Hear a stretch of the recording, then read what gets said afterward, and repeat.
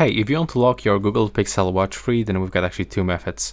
The first one, you can simply open the quick settings and click on this icon. Right now you're gonna turn on the touch lock, so you'll simply turn off the touch screen and take a look how it works. Now when I'm gonna click on the switcher, it doesn't work anymore. So this is the easy way. If I want to get rid of it, I will have to click and hold the crown control button for the 2 seconds.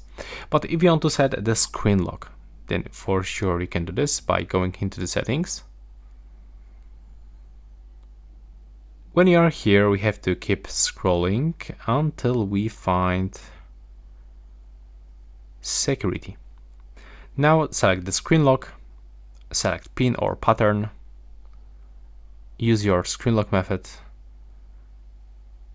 Now do this with the same one. Wait for a few moments. And right now, as you can see, it is finished.